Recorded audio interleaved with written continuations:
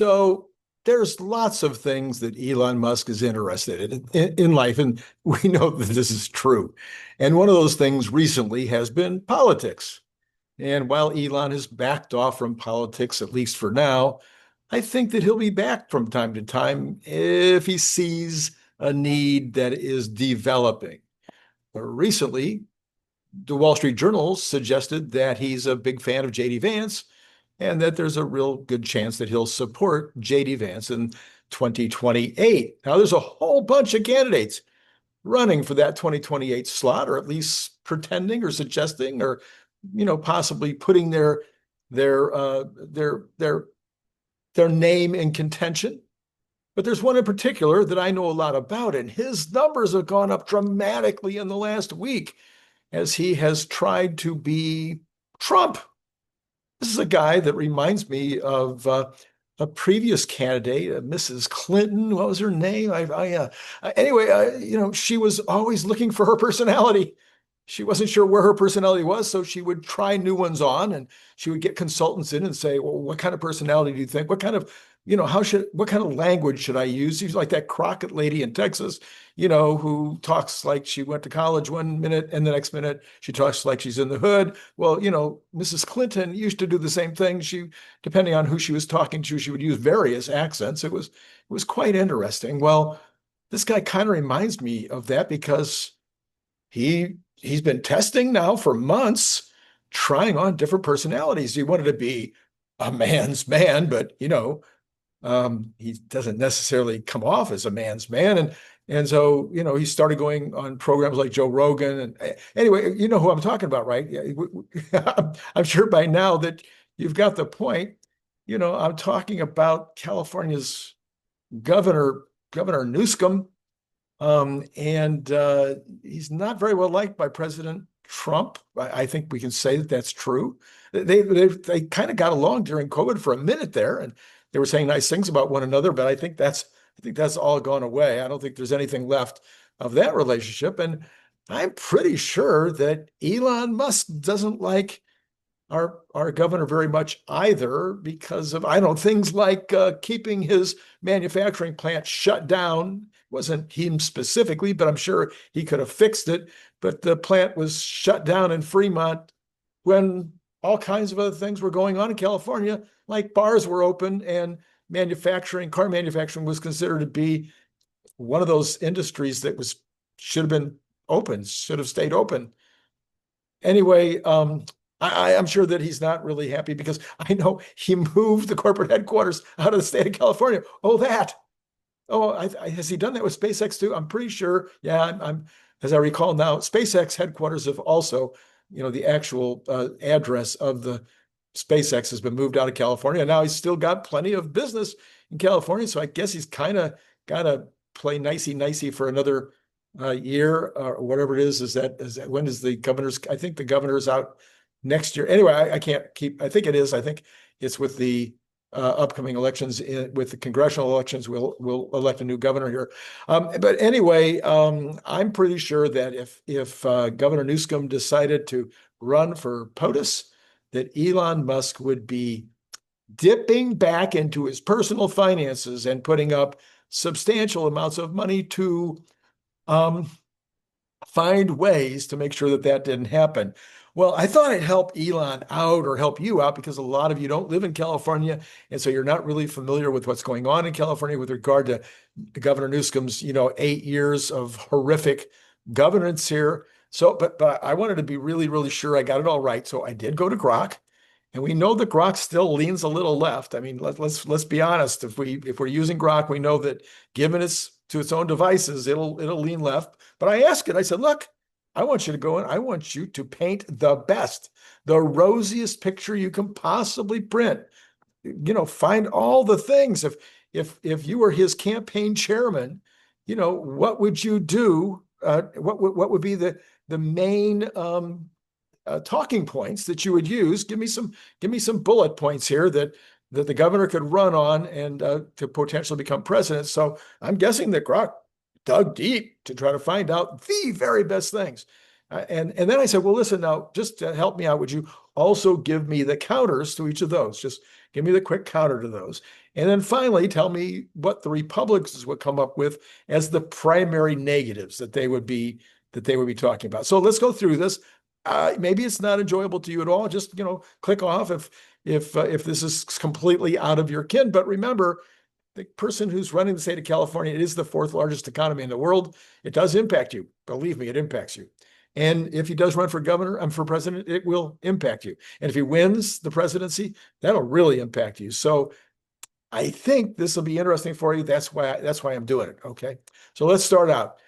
The number one thing that 𝐒𝐻 came up with was this. He said that Governor Newsom led California to the world's strongest economy, hosting the most Fortune 500 companies, leading in AI with 35 of the top 50 firms, and topping new business stats in venture capital, the number of companies and how much venture capital is being raised. I don't know how much that had to do with Governor Newsom, because I think the Silicon Valley was here a long time before he was, but let's give it to him. Okay. But let's see what 𝐒𝐻 came out with for his counter. California's economy faces extended slowdown, a very soft labor market, weak spending, a $20 billion budget deficit, high unemployment at 5.4% right now compared to the rest of the country at 4.2%, job losses in the private sectors. It lags behind states like Texas in growth. It's a heavily regulated state with $20 an hour minimum wage for fast food chains that have more than 20 stores, which has hurt the fast food business here a bunch. All right, so that's number one. So that's number one. Okay, so now he championed reproductive freedom by signing over 25 bills, investing $200 million to protect abortion access, and passing a constitutional amendment safeguarding rights, including IVF. He favors sex changes in children even without parental consent, and got that passed in the state of California. Well, the answer to that is reproductive policies face stress from federal actions that don't agree with those lawsuits, because, of course, these things are not necessarily legal on a federal basis. He is offering, what does it say? Lawsuits, inequalities for marginalized groups.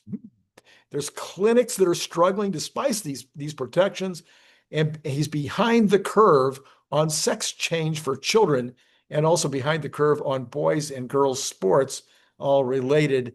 So he still thinks boys should be in girls sports. In fact, he's willing to face a lawsuit from the feds on that subject. It's clearly not within the bounds of what do you call it?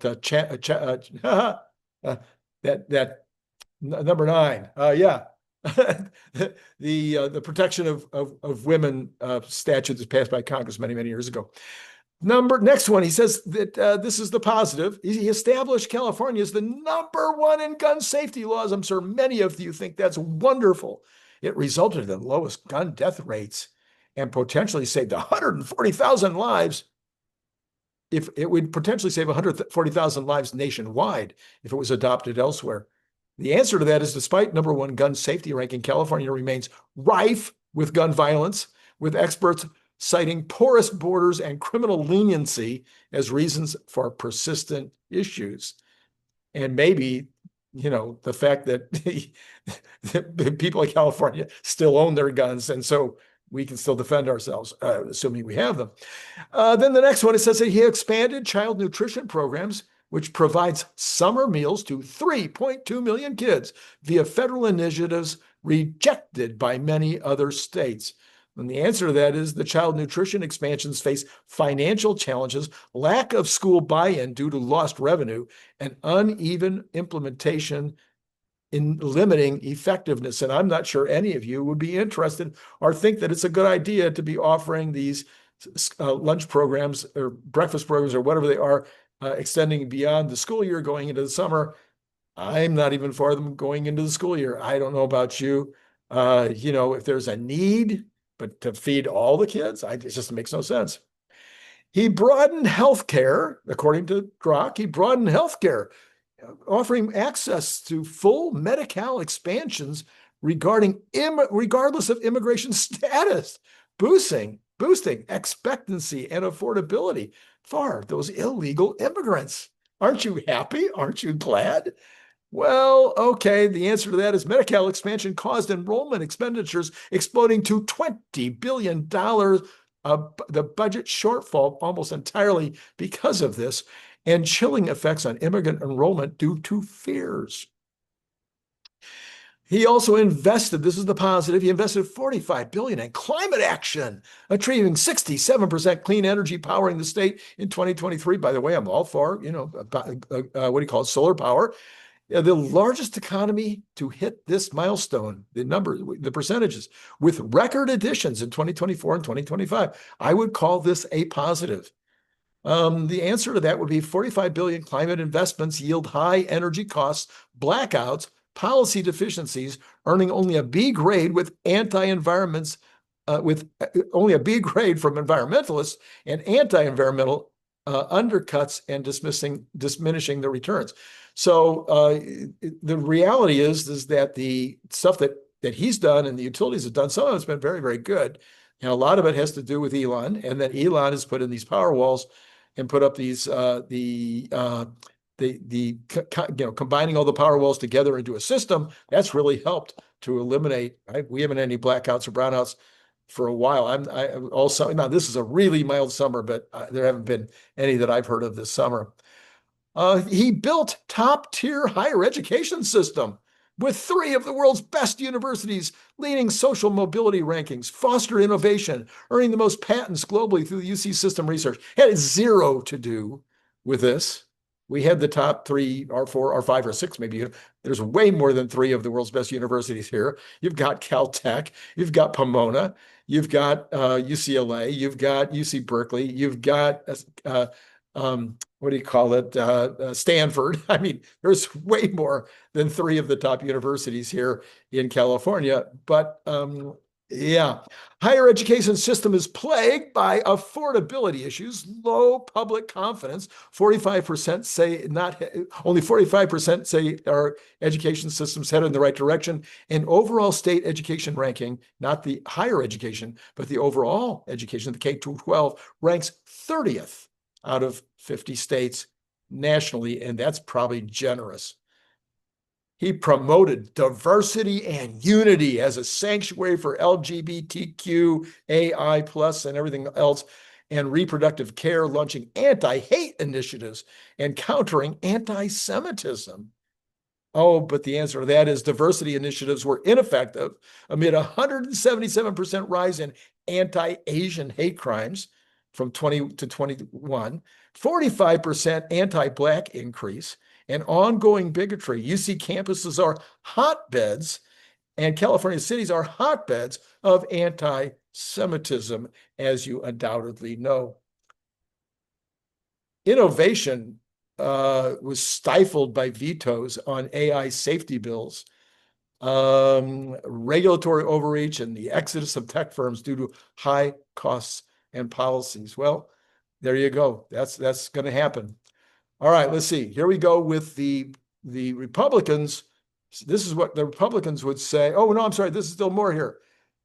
He advanced the nation's first high-speed rail, securing $6 billion of federal funding and clearing hurdles for LA to San Francisco connectivity. Well, that, of course, got reduced down to, I don't know, Bakersfield to someplace else that didn't matter. I think there's $20 billion of California money spent, or I forget exactly how much. That's probably wrong. But of course, high-speed rail faces no visible path, $4 billion federal funding cut, 16 plus years and nothing has been done. No track has been laid. 15 billion spent. Oh, there you go. 15 billion spent with 0 track laid. Massive overruns and no explanation. No accountability. No, horrible. He says he created thousands of jobs. Not he says, Grok says that he created thousands of jobs versus a $1.2 billion hydrogen hub, the lithium valley development, and he exceeded 160,000 apprenticeships towards 500,000 of these apprenticeships by 2029. And the answer to that is the job creation is sluggish. Only 0.6% labor force growth since 2020 versus the Texas boom, the Florida boom, the Nashville boom. It's near the bottom in U.S. rankings. All net gains, 100% of the net gains are government related. They say, Grok says that he transformed the mental health system with historic reforms, $1.5 billion investments, and youth-focused anti-stigma campaigns. The answer to that is mental health reforms fail to show $13.5 impact after a decade, with worsening homelessness, worsening substance abuse, and inability to document the improvements. Worse than that, Grok doesn't say it. Come on, Grok. Worse than that is they can't account for the money. They can't be audited. They tried to audit. There's no ability to audit where the money went. He says he tackled homelessness by clearing 5,600 encampments, funding 14,600 housing units, and restructuring government for long-term solutions. Oh, right. The answer to that is homelessness rose by 3% in 2024 versus, but efforts yield patchwork policies, limited decreases, and unfulfilled 15% reduction promise by 2025. Billions and billions of dollars are missing and unable to be audited. According to Grok, he enhanced public safety, 22,000 arrests, 150 million recovered stolen goods, and 260 million to combat retail crime. The answer, public safety mixed. Violent crime up 15.1% between 2018 and 2023, 31% over the US average. Surges in homicides despite drops in some categories. And Grok doesn't mention this, but as you well know, you've seen it on the news, San Francisco retailers are gone. Oakland, the retailers are gone. LA, some areas, retailers are gone because of the shoplifting, because of the rampant crime, because of the homelessness and people just sleeping in front of the stores. According to Grok, he launched statewide economic blueprint with $245 million for jobs, apprenticeships, and LA recovery post-disasters. And according to the Grok answer, economic blueprint criticized for sluggish growth predating the tariffs. Even before the tariffs came, they were already having sluggish growth, persistent inequality in the system, and failure to address high unemployment and jobs, with everybody else in the country growing jobs, and he's not growing jobs. Oh, here's what the Republicans would say as their top 10 reasons why he would be a disaster as president. California's homelessness crisis under Newsom shows failed leadership. National policies could worsen urban decay and strain federal resources. Number two, high taxes and regulations are driving a business exodus from California. As president, he'd impose similar burdens, stifling economic growth nationwide. We're talking about regulations on top of regulations on top of regulations. Everything is regulated here. You can't say anything to your employees. You can't encourage them. You can't be mean to them. If somebody calls you and asks you for whether you've had this employee and that now they're applying someplace else, you can't say anything about them. You can say, "Yep, they worked here." That's it. You can't tell them the truth. Strict COVID lockdowns devastated livelihoods, as Elon will tell you. Newsom's approach signals overreach, potentially leading to what would be horrible nationwide mandates and liberty erosions. He doesn't care about liberty. He cares about liberty for him because during the COVID lockdowns, when he's telling everybody else to mask up and stay 16 feet or 12 feet or 100 feet apart or whatever it was, he's off at the most expensive restaurant in California, the French Laundry up in Napa, no mask and no distancing, right in the middle of it. Number four, sanctuary state policies enable illegal immigration. He'd expand them federally, compromising border security and public safety. He's all about immigration. He loves it. He'll bring them in, keep them coming. He doesn't want the president to stop these illegal immigrants at the border. He says the more the better. Number five, energy blackouts from gray mandates. We talked about that already. Rising crime rates. We talked about that already. Soft on crime. no parole, all the stuff that you hear about. It's 100% in California. Number 7, the massive, massive budget deficits coming from surpluses just a couple of years ago. Fiscal irresponsibility could balloon the national debt and trigger economic crisis. We have population flight in California from high living costs. Newsom's model would accelerate national outmigration and hollow out the middle class, be doing the opposite of what Trump is doing, trying to bring the upper class up. He'd destroy the middle class. And finally, he's got the extreme gun control measures. We already talked about that. Progressive, number 10, progressive social agendas divide people rather than unite. As president, he'd impose cultural shifts, fueling national polarization and unrest for sure. Okay, anyway, I don't know if that was fun or not. Let me know in the comments whether that was useful, beneficial. Again, I'm looking out for your economics. That's what I'm here to do. I want you to enjoy your ride with Tesla. I want you to understand Tesla backwards, forwards, inside out. I want you to even get more understanding of everything else that's around the Elon Musk sphere. Right now, of course, huge on AI because Tesla is now an AI company. We're writing the book on AI right now, which hopefully you'll be lining up to buy in just a few weeks here for $3.99, probably on Kindle. The goal here is help you in any way that I can with my amazing guests to understand the markets, to understand Tesla as a stock, to understand Tesla as a company, and to understand Elon and the overall economics that are impacting all of those things. And of course, who becomes president of the United States is key to all of that. And Elon Musk obviously cares hugely about who becomes president. And I think he'll put up as much money as necessary to defeat Governor Newsom if he were to run. What do you think? Okay, let me know in the comments below. What do you think? Anyway, but finally, before you go, I did a video.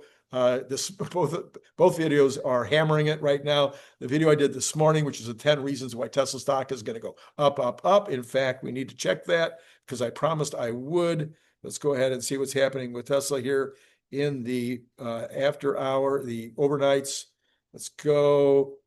Yeah, so we've got Tesla already up $1.44 or 0.42%. We've got, just to see if the markets are continuing to do well, they're back in the green again. So the pre-market's been right around zero, and they're just slightly up right now. I want to check the bonds too while we're at it. Bonds are up just a little bit, so a little profit taking there. When I say the bonds are up, the yields are up, which means the bonds are selling off just a little bit. It's only a half a basis point right now. All right, so yeah, and then so that was this morning. I did the 10 reasons why I think Tesla is now off to the races, going to the moon, and people seem to like that video. Got a lot of views and a lot of comments. And then a little while ago, I did my normal Monday night video, but that particular video, yeah, there's some juicy stuff in there. I'm just going to tell you, you need to go back and listen to that. Some juicy stuff about what Uber, the CEO of Uber, had to say, what Elon had to say, kind of a little mix between the two. And I think that you'll find that interesting. Anyway, that's all I got for you tonight. Looking forward to seeing you all day tomorrow. It's been great talking to you.